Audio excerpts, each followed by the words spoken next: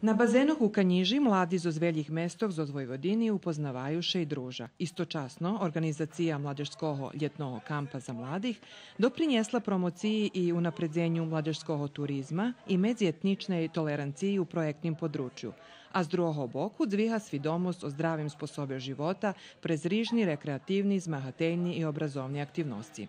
Cilj toho projektu povezovanje pograničnih oblastov Srbiji i Mađarskej. Znači, to je jedna čast toho projektu. On še išće organizuje na rižni drugi sposobi.